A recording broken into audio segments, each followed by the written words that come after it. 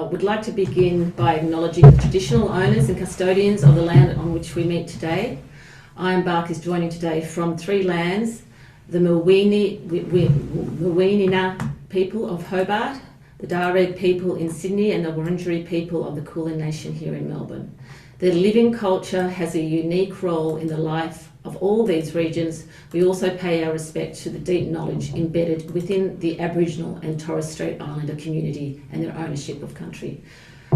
We encourage you to jump on and change your handle to the land where you're meeting us from today, or to jump into the chat and tell us the land from where you're meeting today. Also, I would love to see your faces, so feel free to put on your videos. This is Ironbark.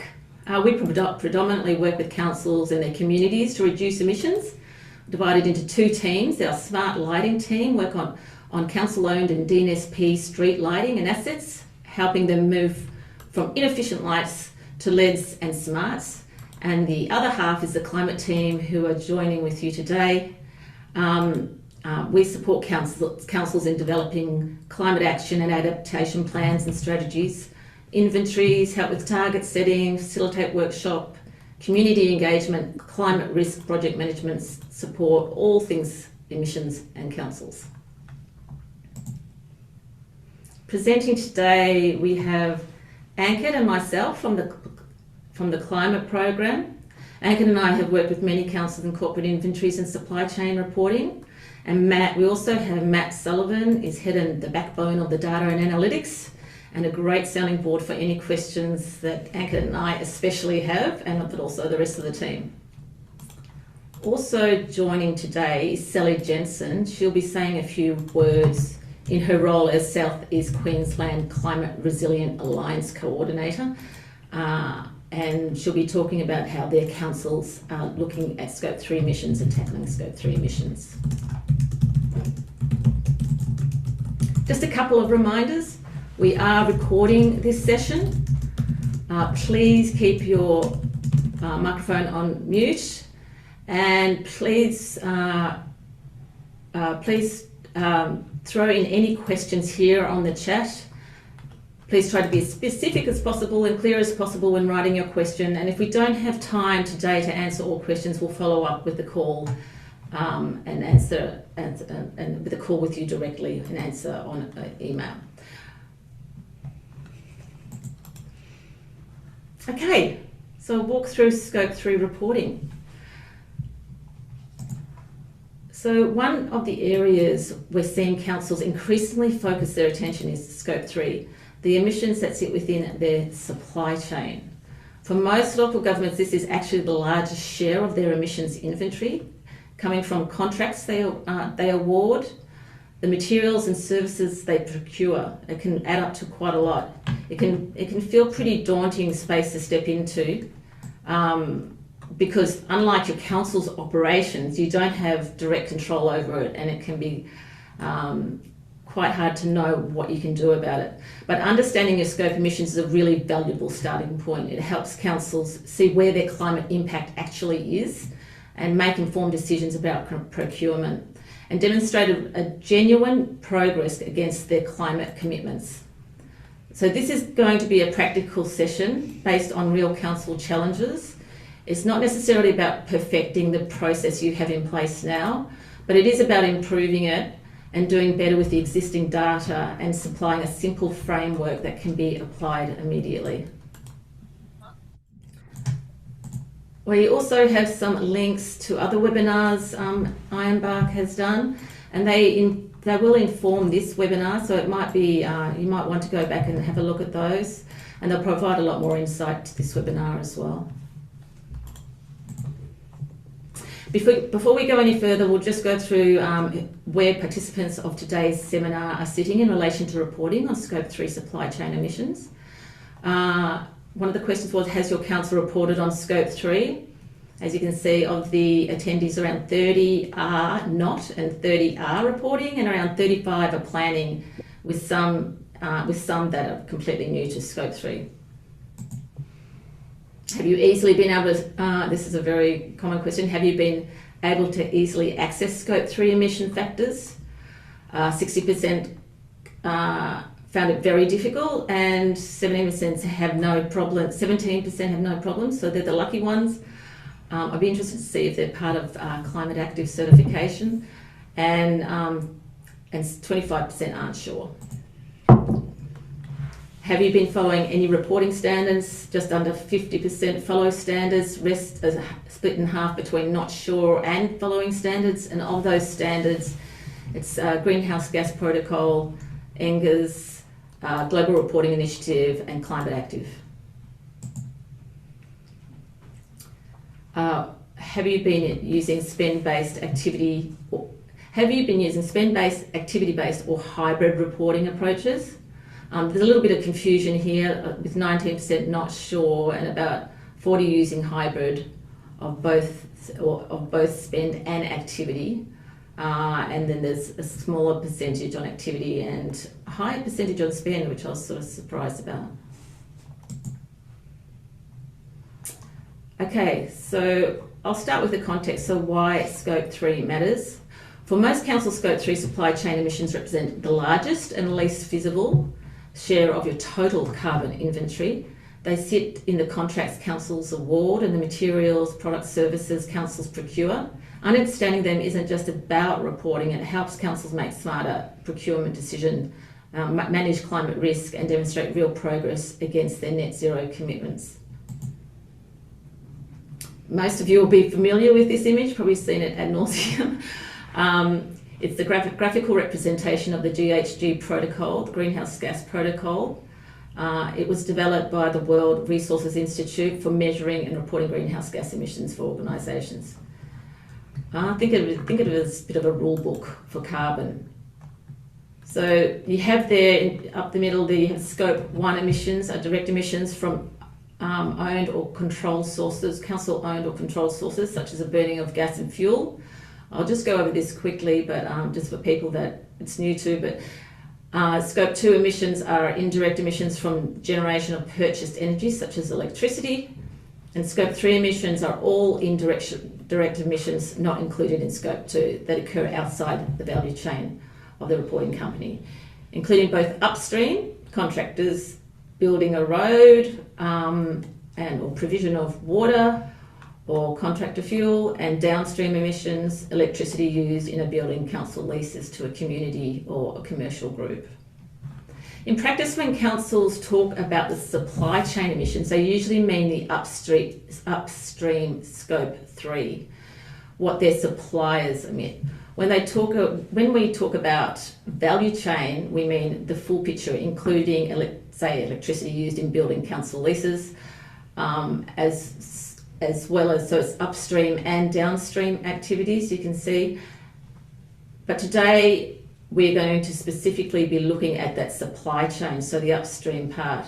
But it's worth keeping in mind that Scope 3 covers emissions across the entire value chain. Emissions factors of availability. This comes up a lot with councils of where to access the emission factors. At the moment, publicly available emission factors, Scope 1 and 2 and some Scope 3 in the National Greenhouse Accounts. Also Oz LCI, which I haven't got up there but probably should. Carbon emission factors provide emission factors for agriculture, transport, energy and materials across those sectors. Currently not publicly available emission factors are Scope 3 spend-based factors. If you want these factors, you would probably need to be part of climate active certification or at a cost with Footprint Lab. A lot of councils come to us, where can we get these? So advocating for these to be made public is something that we probably all should be doing. So, thanks, John. So where on the inventory journey are you?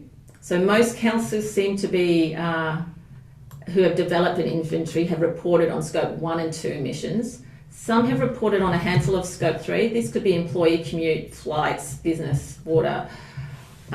Historically, Scope 3 emissions have been very difficult to quantify and often omitted from corporate inventories because of this. But the pressure for organisations to be more transparent about their entire carbon impact is mounting, and local governments are increasingly stepping up to include these emissions in their reporting.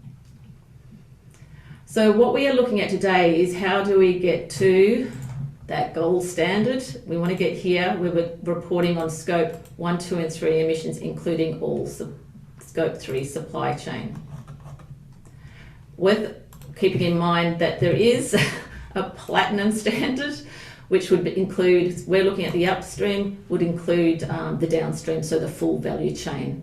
And that's where sort of ASRS is working towards attaining.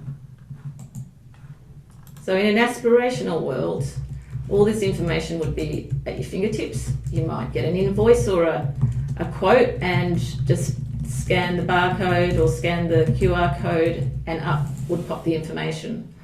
But unfortunately, we're not quite there yet. It certainly would make our job a lot easier. I'm just providing these two graphs to show you the difference when you include your supply chain. The graph, the 140,000, when you don't have supply chain, it goes down to 92. So there's a difference of around 50,000 tonnes of carbon dioxide equivalent, which is quite substantial. And you can see it can be 34% just under. In this particular graph, this is landfill waste, so it's councils that own and operate landfills is in it, and that's one of the ones that is above it.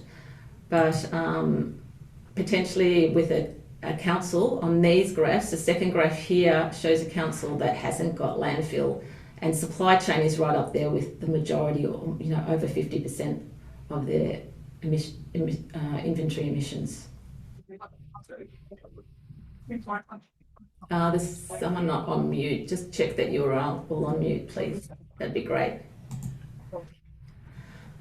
The example here I've got is just how categories can be broken down into construction, services and equipment, construction, road construction, building, concrete, asphalt, services, any professional services, that could be grounds maintenance, IT services, equipment is materials like IT equipment, and materials you might use in day-to-day. But you can categorise as you see fit, as you think they should be categorised. And the graph on the right just shows what supply chain, we're going to go into this later on in a bit more detail, but you can see that the supply chain, which is the purple bit, is fluctuating quite a bit throughout the years from 21 to 25, and we'll go through a little bit more about that soon. I've put this as an example. This is an example of why supply chain emissions matter for council. What you're looking at is the embedded carbon in road construction materials. That's asphalt, concrete, cement, aggregates and pipes. These are everyday procurement decisions that council makes. And as you can see, the emissions add up really quickly. So basic scenario at the bottom there essentially is business as usual, generates around 13,000 tonnes of carbon dioxide equivalent, with concrete and cement alone accounting for the real lion's share.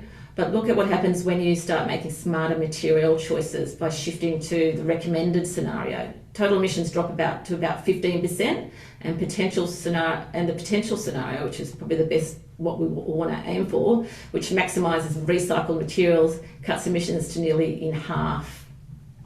And if we continue on to the next chart, this chart tells you how that's achieved.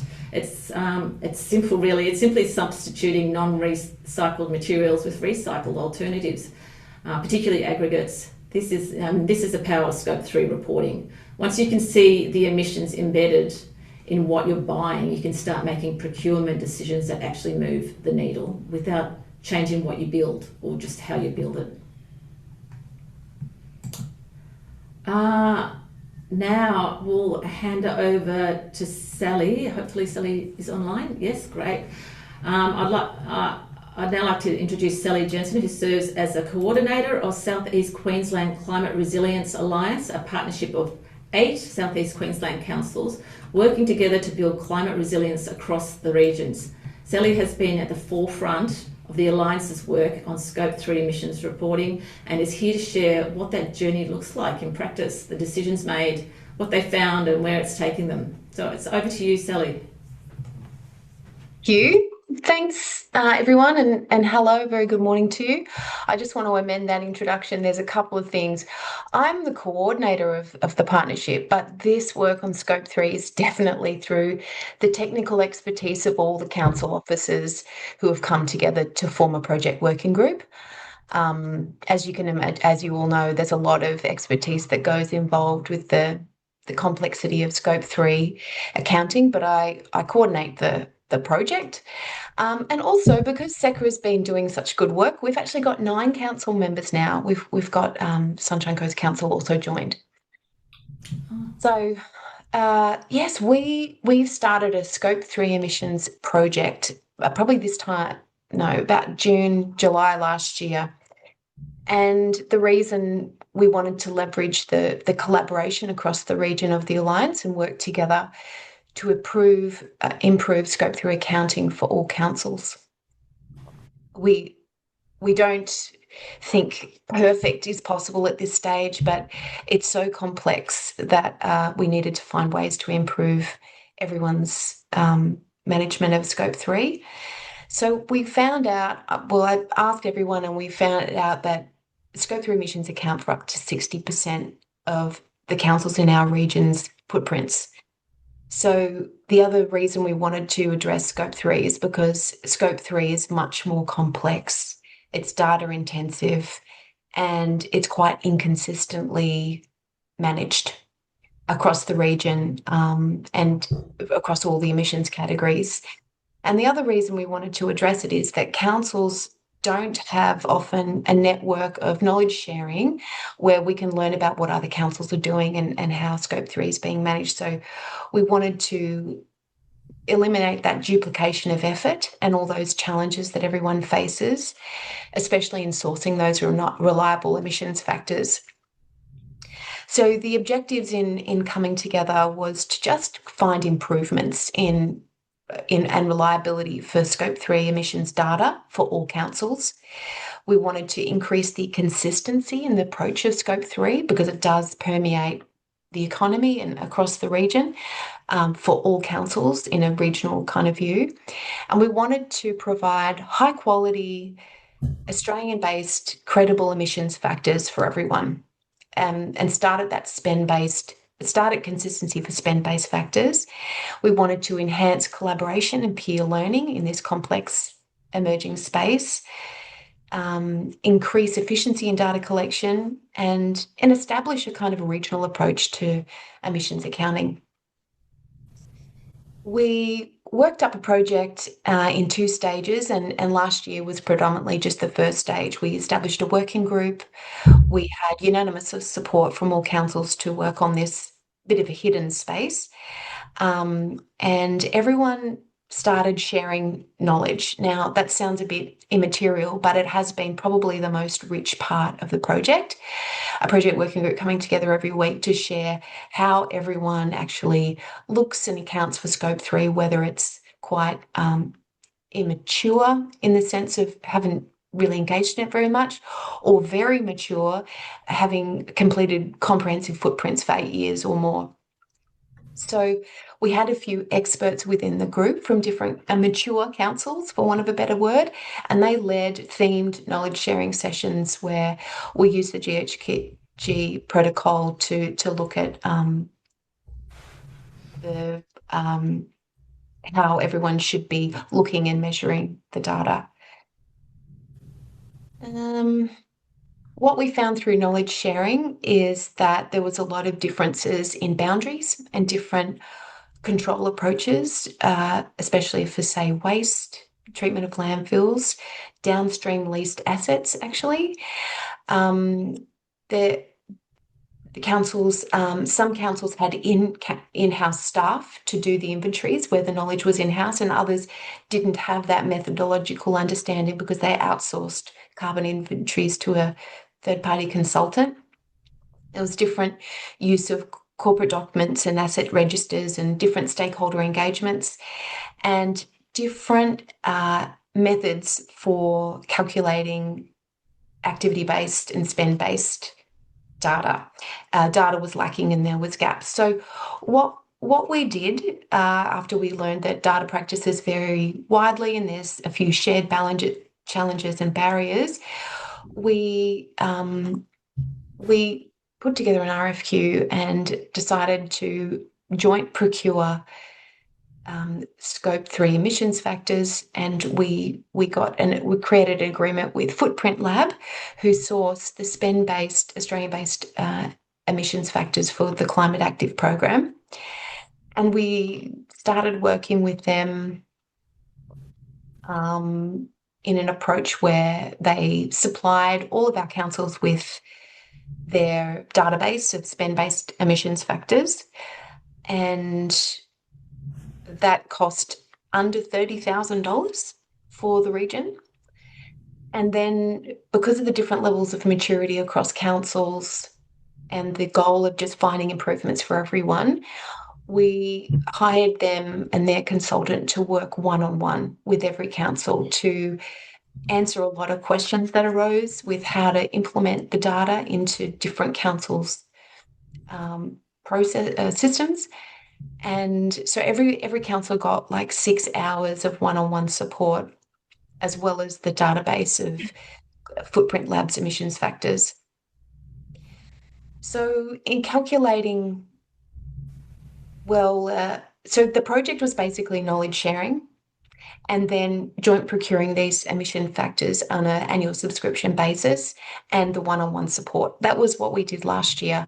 So it sounds kind of simple, but what that did was deliver credible emissions factor data for all members, achieved cost savings through bulk buying them and then joint procurement approach. And the one-on-one and the knowledge sharing enhanced everyone's capability through that peer learning and specialist support approach, and everyone found improvements in their methods, in their classifications, in their boundary setting, in their data. And we were happy at the end of last year to say, okay, we've really reduced that duplication of effort across time and resources.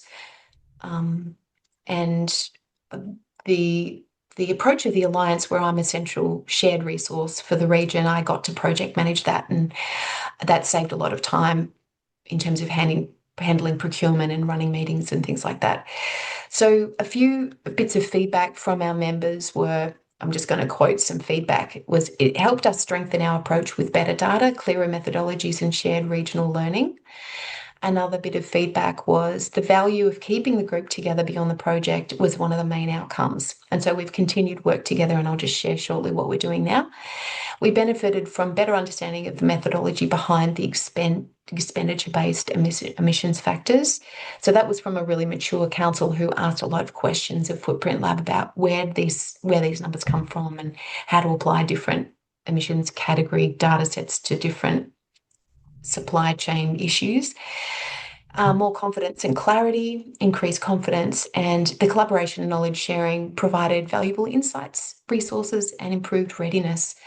So hopefully that communicates the benefits. We were just hoping for improvement across all the different shapes and of councils across the region. And it was pretty successful, I think, of doing this 6-month project. We calculated some cost savings. So the total project was under $30,000, and the value of all councils getting that emissions factor data and the one-on-one support was valued at just under $100,000. So we saved 75. And the other elements were a couple of our councils were climate active members, and so they normally pay like $20,000 a year to access comparable emissions factor data from Footprint Lab. So all the councils received that equivalent for like under $3,000 each. And also some councils were paying consultants to do this work, to handle their inventories of $40,000, $50,000 a year. To complete their whole inventories. And so this stage 1 of our Scope 3 project strengthened officer capability to do that in-house. Hopefully that makes sense. So this year, we've wanted to continue to work together, and I'll just wrap up shortly. What we're doing now that everyone has consistent spend-based database, we want to find improvements in terms of getting some activity-based data, improving the quality of data. So we've done for this year, we're meeting a bit less often, fortnightly, and we've done some knowledge sharing around where the common suppliers are across the region, those big spend suppliers, where if we actually meet with them or communicate directly with those suppliers, we might be able to get slowly better activity-based data for all councils. So we've identified, I think now maybe 6 common suppliers, those large spend, big footprint suppliers across the region, things like Telstra, waste contractors. We're kind of avoiding construction at the moment because it's really complex. And interestingly, downstream leased assets. So we're looking at upstream and downstream scope 3 suppliers. And we're sharing everyone's kind of intel just about people who have different contacts across the region. Some have done the work already of contacting suppliers and have identified the different data in terms of volume or quantities or fuel volume, for example, with those suppliers, and they're sharing those contacts. And the goal for this year is to get a handful of relationships with suppliers so that we can hopefully meet their needs as they have to report on their footprints, and streamline that communication by just doing it once and hopefully getting that data for all councils. So we've got John and Jen here as well. I've done that very broad overview of what we're doing, but if you want to mention anything further about the project, feel free. And I'm happy to answer. We're all happy to answer any questions that you've got about this project. Sally, we might just leave it there because we've got a lot to get through, but towards the end we've got a question and answer time, and perhaps they can come in then and answer some questions. That would be great. I'm sure people in the seminar would love to hear from them. But we'll just continue now. Thank you so much for those insights. Yeah, and totally agree. One of those issues of getting spend-based emissions is a difficult one. Ironbark has just acquired them recently, and hopefully in the not too distant future they'll become publicly available. We'll move on. We'll pass over to Ankit to look at the calculation methods, how emissions are estimated, and it's spend-based versus activity-based. Over to you, Ankit. Thanks, Sue, for setting that context, and thanks, Sally, for those insights. Next few slides, focus will be on calculation, post context. Next 3 sections are on methodology, structure, and classification, and followed by key takeaways. So I'll be covering calculation and structure, and then I'll hand it over to Matt for classification, and then we'll move towards the key takeaways and communication part. So this section, as I mentioned, focuses on improving how procurement emissions are calculated in practice. A common issue across councils, which we have seen as well, heard as well, is that entire contracts are often assessed using a single method, most commonly spend-based method by those councils who have access to those kind of factors, even when more detailed data is available. So this can lead to significant distortions in results.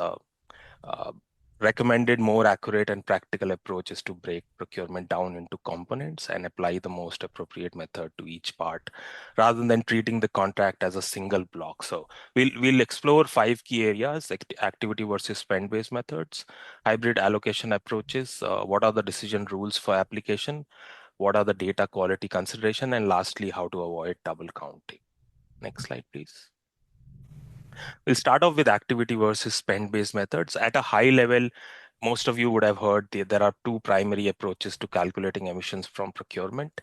Activity-based methods are preferred wherever possible. As mentioned, they use physical data such as tons of materials kilowatt hours of electricity, liters of fuel. Because they are grounded in actual quantities, they provide a much more accurate representation of emissions. Whereas a slightly fallback option is spend-based method, where they apply an emission factor to financial expenditure. You get a P&L sheet from the finance side of things and then map it to categories and subcategories and multiply those numbers with the respective spend-based emission factors.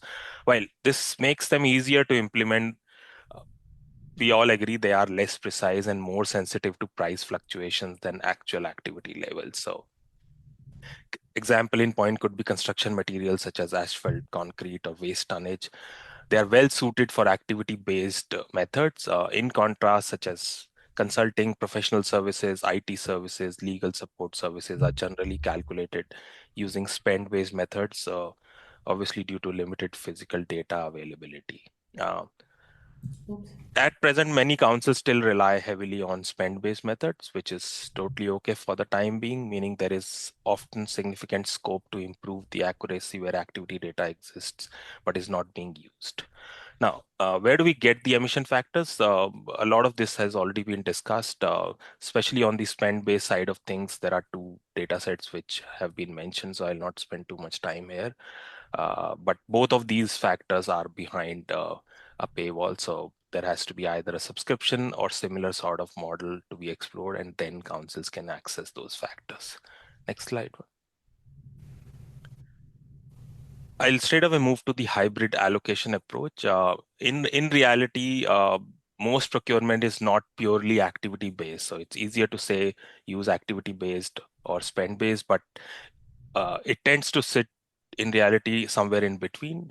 Hence, a hybrid approach is therefore recommended, where different components within a single contract, as I mentioned, are treated differently depending on what on the type of input data available. So, example in point, materials, asphalt, concrete can be calculated using activity data. Rest of the things related to services, which could be labor, admin, traffic, typically calculated using spend-based methods.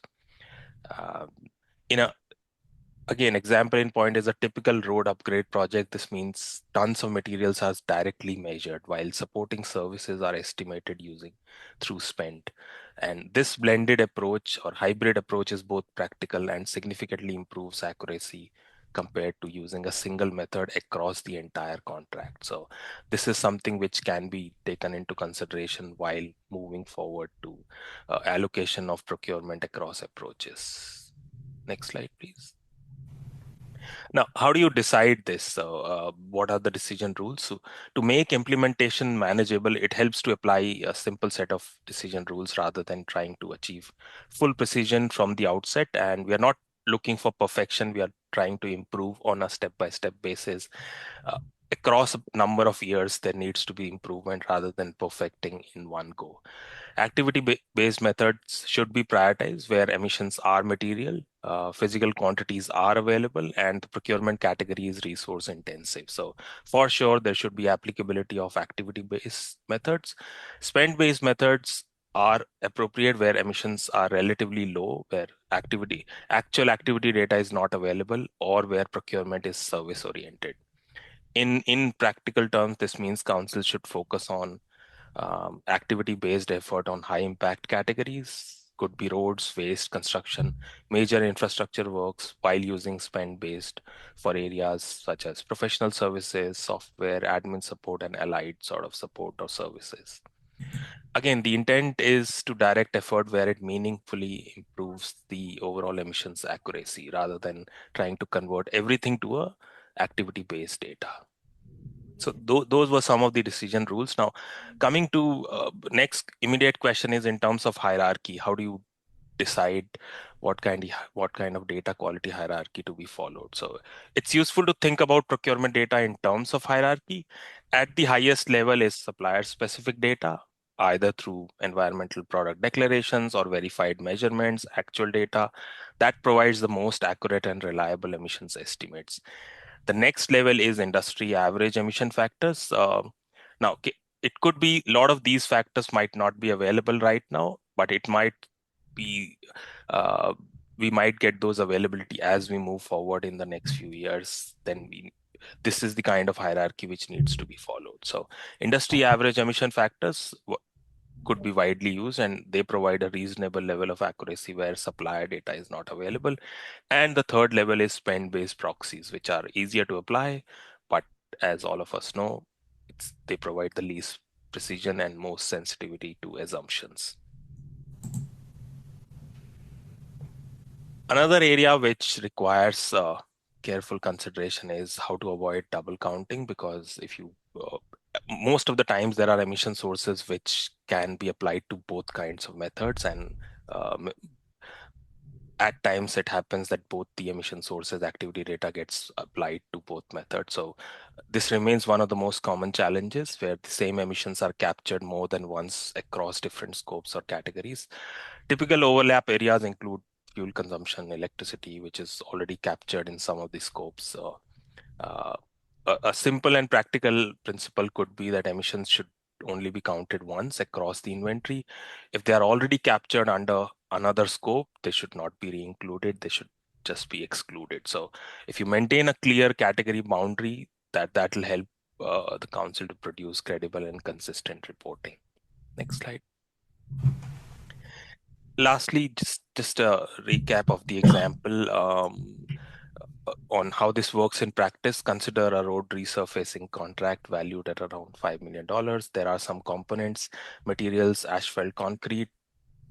As I've mentioned it a few times, those can be mapped to the activity-based methods, whereas on the services part, they are more inclined towards or allied to the spend-based method. So this approach ensures that most emissions-intensive components are captured with greater precision, while still maintaining a practical and implementable approach for the full contracts. And overall, this significantly improves accuracy compared to applying a single spend-based factor across the entire project.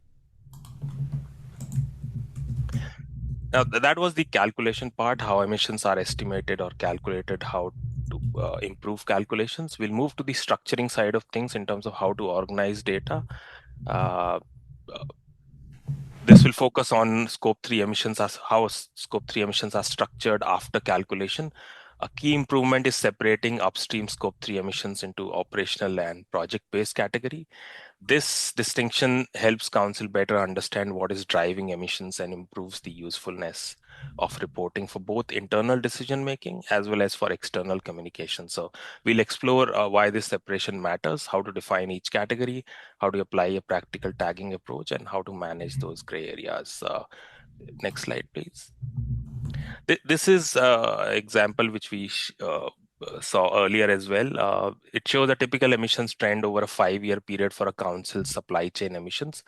What you can immediately notice is that emissions do not follow a smooth trajectory. Instead, they fluctuate significantly from year to year, often influenced by the timing of capital works and infrastructure delivery. So a large construction project in a single year can cause a sharp rise and sharp spike in emissions, even when underlying operational activities remain relatively stable. So this variability is exactly why separating project-based emissions from operational emissions is important for meaningful interpretation. Next slide. Now, this is what's inferred from the previous discussion. Capital works can create large short-term spikes in emissions that can distort overall trends if viewed in aggregate. On the left-hand side is the combined council emissions, which shows a lot of spikes. But if you segregate it into operational and projects, now projects one, the below graph, shows those spikes, whereas the operational one remains on a smooth trajectory. That making these segregation much more meaningful for council to understand that how the emission trajectory is moving forward. Next one, please. Just on the definition of operational versus project based, operational emissions can refer to recurring day-to-day activities that enable council service. So on the left-hand side, you'll see those day-to-day services contributing to operational emissions. On the right-hand side are project-based emissions relating to capital investment, construction activity. It could include roads, bridges, building, major infrastructure delivery. Key is to keep definitions simple enough to apply consistently across all inventory reporting cycles. Next one, please. Now, one of the practical tagging approach, how do you tag those activities to operational or project base or capital expenditure or operational expenditure is through a simple tagging system. And what you see on the screen is an example for that. So each line item can be classified as either operational or project based at the point of data capture, using existing CapEx, OpEx classification, which is typical for a finance/procurement landscape. This does not require any complex systems. It can be implemented using spreadsheets or existing procurement and finance tools. And lastly, on the handling of gray areas, there will always be cases where classification is not clear cut. A common example is maintenance versus capital upgrades. Routine maintenance, such as road resurfacing, is generally considered operational, while full reconstruction or expansion would be classified as project based. Uh, it is recommended council establish a clear internal rule and apply them consistently so that that can be followed on a continuous basis across the inventories. And it's also good practice to document these decisions so that they can be referenced in future years. Thanks, Anka. That was great. Thanks for your input there. I'm going to hand over to Matt now. He's going to look into classifications, how data is consistently applied. Over to you, Matt. Hi. Okay. So the work in Scope 3 data collection and classification to emissions is a field in transition, I would say. So previously, it's been dominated by the sort of classification methodologies we associate with climate active, and the methods were centered around a situation where most businesses were not participating in Scope 3 emissions reporting. And so it was really dominated by the use of factors and sort of tables such as Footprint Labs data sets and things. With the new ASRS standard coming into effect and with the CCD equivalent for government departments, we're going to see a lot more business-specific, supply-specific, commodity-specific factors start to enter the market. So what we're going to talk about now for this method is what is working right now, but I should flag that it is in flux, and the situation will be changing going into the future, and we'll give you some heads up about what we think is going to happen there. But in principle, what we're doing right now is so this particular breakdown here is when we're approaching a procurement list and we're looking to classify emissions according to what we see on the supply chain side of things. So there is a step where we do a mapping to categories. So that's what you're trying to do is you're trying to connect individual suppliers and commodities, services being supplied to the generalized buckets of activity that you would see with like a Footprint Labs data set or the like. So that mapping to categories can be done in a variety of different ways. It can be done manually. It can be done through, say, established data sets that do a direct lookup. And also increasingly, we're seeing it done by AI. And it is also possible, increasingly, we're seeing businesses sort of nominating the category to which they belong to sort of facilitate that or be involved through a third party with that information. There is a test for materiality that you can apply to the supply chain. As with any emission source, materiality is relevant in supply chain data, and so it's still a bit flexible in regards to like how that materiality test is done. But we would basically, at this stage, we're saying like a 95% coverage of your Scope 3 should be the target.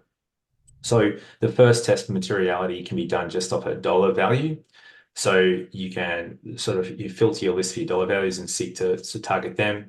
If you've not done a Scope 3 before on materiality, you can set a bit lower, like a 70%. The assigning of the factors is where you link together the categorization to a factor list. And that assigning will be dependent on what factor list you have available. As previously we've discussed, a good factor list, like a sort of a universally recognized factor list in Australia, is the one established by Footprint Labs and is utilized by Climate Active. There are actually a number of other factor lists that are possible. The relevant standard in Australia, the ASRS S2, and does not actually reference a particular factor list. There is no formally established factor list to be used in Australia. So really what you're trying to do is you're trying to set yourself up to be like the factors can really influence what the emissions look like. So you like getting comfortable with the factor list, at least until you're getting supplier sourced factors, that you would want to sort of stabilize your factor list.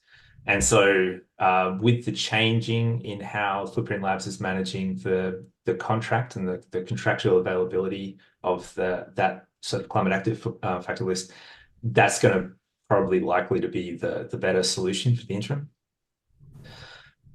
Now, so checking for consistency is something that does actually come up as a pretty significant challenge when you're looking at year-on-year reporting. And so basically, we would go through the establishment of the identifying the categories, the allocating of factors, and the establishing of emissions. But then it's important to check to see if that categorization approach has been consistently applied year on year for the same suppliers for the same commodities. So it's if you don't do this consistency check, you can say shift a factor because of a change in the interpretation of how to apply a particular supplier, and that can lead to pretty substantive variations if they move from, say, more of a heavy product like a concrete or something, or like a construction service, to like more of a design or an engineering service, which is a typical shift you might see. That can lead to a really substantive shift in total emissions just by a factor change that might not be appropriate. And then we would apply an aggregation and validation step. So the aggregation step is where you aggregate the emissions from the suppliers into sort of higher categories. So for instance, aggregating the category allocations for a range of different commodities into like a sort of a retail or a supplies category. So you can look at that and then check if that's that aggregation is roughly appropriate or roughly sort of in line with what you're expecting. So there's a couple of aggregate categories that test is particularly relevant to. So for utilities, so anything that's sort of in the utility bucket by these categories, generally, for most utilities, they should be 0 for scope 3. So the utilities aggregation is a really good test to see if you've accidentally included, say, electricity purchases, fuel purchases into your sort of scope 3 procurement data when you actually should have that addressed by a different method. And if you include it in your procurement aggregation, you'll actually be double counting those emissions.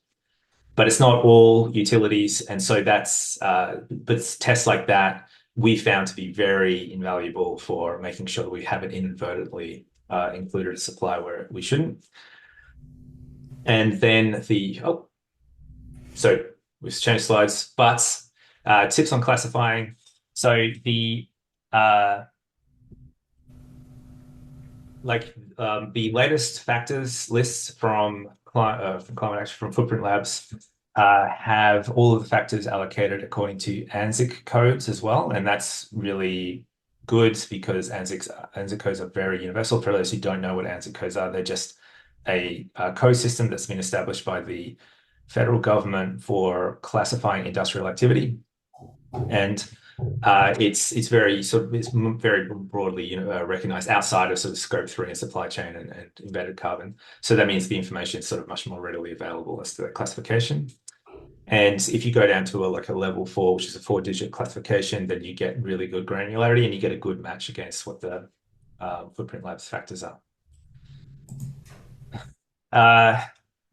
So if you're coming into supplier classification for the first time, then broadly, we would recommend the following approach. So firstly is to rank the suppliers according to the total dollar value of their of the purchases you've made, identify the top 20, 30 to start work on.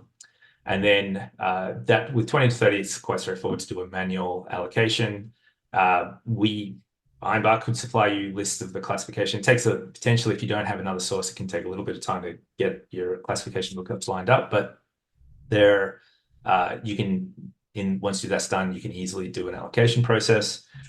As Ankit previously mentioned, particularly for larger contracts, you can find that, say if you've got 30 purchases from a supplier, it can be important to check if they're materially different. So in some, like a good example would be where you're purchasing like just sort of engineering consulting service, but also like a major construction service, and they have very different factors for procurement, for dollar value factors. So just sort of doing a review of that allocation can be useful in improving the accuracy. And then if the supplier product or service cannot be matched to an emissions category, or you're not sure how to establish a match, as a broad rule of thumb, we recommend establishing a generic factor. So like something that is a placeholder until you can do that establishment. The reason being is because if you do not allocate a factor, then it will not appear in your emissions, and that will, with complete certainty, mean that you are underreporting. And so establishing like a generic factor, and there's a couple of ideas, like approaches there. You could do something like a 0.11, which would be more of a sort of a commercial service factor, or you could do something closer to a 0.2, which would be more aligned with like sort of a spread of commodities and others. But there, as long as you tag that a generic factor has been applied, that can be useful for filling in gaps, in particular as you move down your supply chain where you haven't done that classification. And and then after that, then directly engaging with suppliers particularly for your very top suppliers, like your top 5, then to establish like a communication channel with them to get more detailed information. Then classifications, and I will need to wrap up. I have talked too long, but there is obviously a lot to say about this. So the breakdown of procurement and materials transport services, that allows for that granularity. It also allows for separating into the operational versus sort of more project or more intermittent emissions. The mapping tables is where you can just ensure that you're getting that consistent classification over time. And just prioritizing where the key emissions are coming from. Thanks, Matt. Thanks for that. Ankit, I'll just hand it over to you quickly to do the takeaways and just wrap it up. Sure. Thanks, Sue. Thanks, Matt. Just to summarize what has been discussed in the last 45-50 minutes, there are some key takeaways, starting with the use of hybrid approach, combining activity-based and spend-based methods, which is the most practical and effective starting point for procurement emissions. Secondly, effort should be focused on high-impact categories, could be roads, waste, construction, where improved data and methods deliver the greatest benefit. Thirdly, as was pointed out, separating operational and project-based emissions significantly improves clarity and prevents sort of misinterpretation of year-on-year trends. That's the third key takeaway. Fourth is on data quality. That should be improved progressively. It can't be done in 1 year or a set of 2-3 years. Should start with existing information and refine over time. And lastly, overall, the approach should remain simple, consistent, and embedded within existing council systems and processes to ensure long-term usability. Those were the key takeaways. There's one quick bit on communication. If you go to the next slide, which is the most important part, because that has become increasingly important as councils begin working more seriously with Scope 3 emissions. One key consideration is timing. External communication should generally only occur once there is reasonable confidence in both the data and methodology. As all of us know, Scope 3 inventories are still evolving and early estimates may change over time. So be cautious on that front in terms of making that Scope 3 inventory public. At the same time, there is growing expectation for transparency, which means councils need a structured approach on how information is shared. So this also links to target setting, as incorporating Scope 3 may require refinement of existing emission reduction targets to reflect a much more complete emissions footprint. So one of the key considerations is to distinguish between internal and external communications. Internal communication could support alignment across internal divisions, procurement, finance, sustainability teams, whereas external ones needs to be carefully framed and transparent about assumptions and limitations. And practical approach is to maintain an internal working inventory that evolves over time alongside a more stable external facing version for reporting purposes. So the overall communication should be transparent, consistent, and aligned with the maturity of the underlying data. Thanks, Ankit. We're just on 3 minutes. We've probably got a little bit of time to look at some of the questions. I know Matt and Imogen have been looking at them as we've been going through. I'll just have a quick... There's one about how to get your internal teams to provide data. Oh, there's one about how to get your internal teams to provide data and steps to that. That's a good one. It's all about communication and getting them involved. And maybe setting up a team that is looking particularly at improving data or improving data gaps in your inventory. I'm not sure if you've got anything to add there, Ankit. As you said, communication is the key. So you need to loop them early in terms of all the people, all the divisions, and communicate in terms of what's the expectation, what is required from them on an annual basis. This is just not one-off thing. It's required on an annual basis for a number of months in terms of activity data, and then that needs to be communicated, and all of the relevant people needs to be looped in. Some of the cases which we have seen is if it flows from the top, it's much more useful, but again, it depends from council to council landscape. If that's workable in your case, loop higher ups at an initial stage. I'm afraid we're nearly run out of time, so what I'll do is I'll wrap up here. I'll thank you very much, Sally, for presenting on your side of things, and to Matt and Ankit as well. And thanks everyone for joining us here today. It's been great. After this, these are the contact details if you would like to contact any of us after this seminar. Also, we'll be sending out a jot form. If you can fill that out, we can send you the slide pack of this. So thanks everyone for coming.